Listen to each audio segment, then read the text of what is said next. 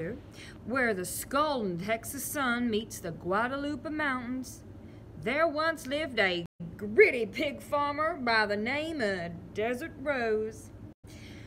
Desert Rose was fixing to mug out the pig stalls one day when she came across a solid golden nugget just lying there in the mud. "Hot butter beans!" Rose exclaimed. "I'll mosey on into town with this here gold nugget and buy me the biggest, fattest hog in all of Texas. Then I can win first prize at the state fair in Laredo." When she got to town, Desert Rose did indeed pick out the biggest, fattest hog in all of Texas, and she gladly parted with her shiny gold nugget.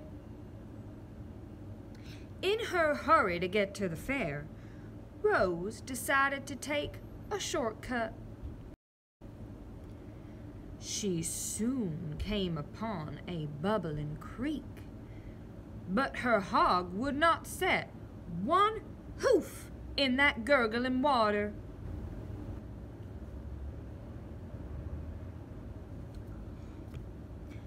Desert Rose sat down and thought for a moment.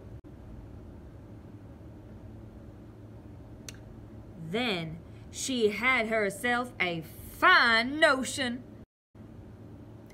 "Hog, hog, drink up all the water, or I'll miss the state fair in Laredo."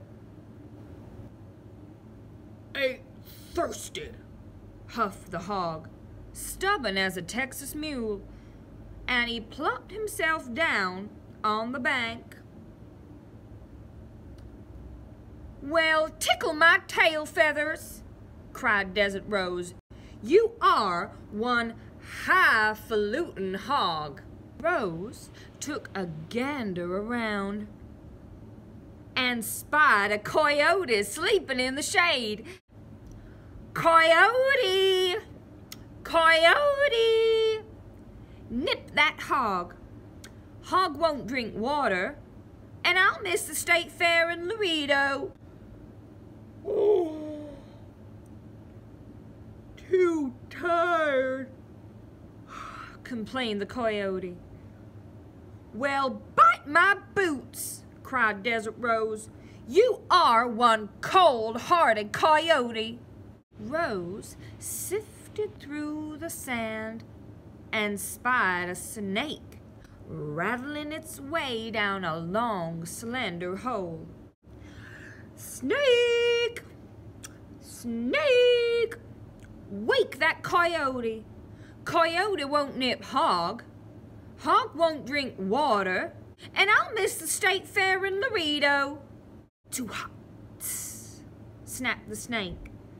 "Well, bust my breeches," cried Desert Rose. "You are one persnickety snake."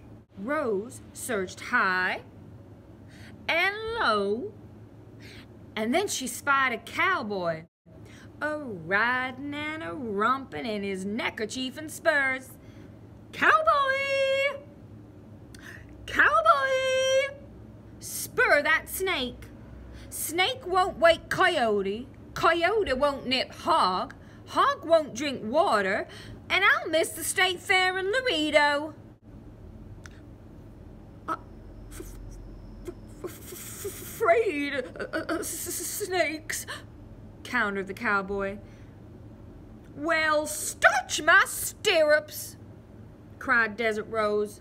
"You are one contrary cowboy." Rose studied the cowboy's bronco, a sagging and a sinking under his saddle. "Bronco, bronco, buck that cowboy. Cowboy won't spur snake. Snake won't wake coyote. Coyote won't nip hog. Hog won't drink water, and I'll miss the state fair in Laredo." "Bad back," bellowed the bronco. "Well, chop my chaps," cried Desert Rose. "You are one bothersome bronco." Rose scoured the skyline and spied a genuine Texas Longhorn steer lying lazy-like in the black-eyed Susans. "Longhorn! Longhorn! Chase that bronco! Bronco won't buck cowboy. Cowboy won't spur snake. Snake won't wake coyote. Coyote won't nip hog. Hog won't drink water, and I'll miss the state fair in Laredo." "Lame leg," lamented the Longhorn. "Well, pickle my pistols," cried Desert Rose. "You are one lethargic Longhorn." Rose surveyed the desert.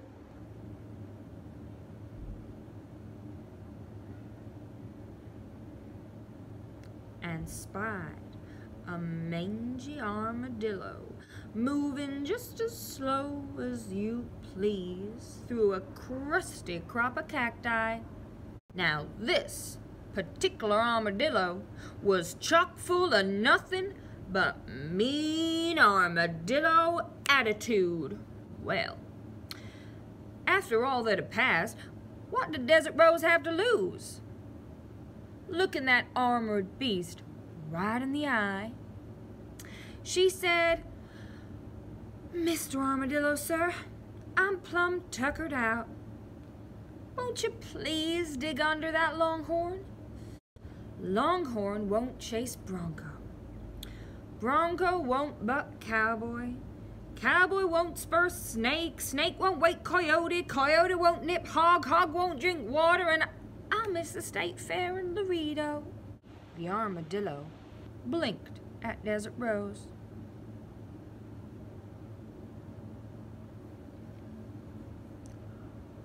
"What's in it for me?"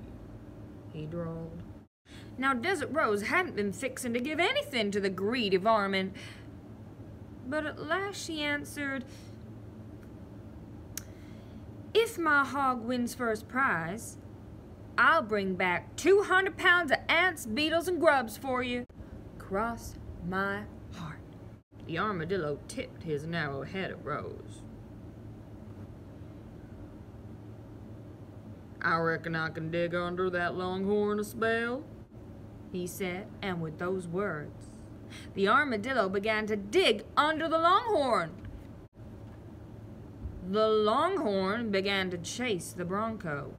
The bronco began to buck the cowboy. The cowboy began to spur the snake. The snake began to wake the coyote.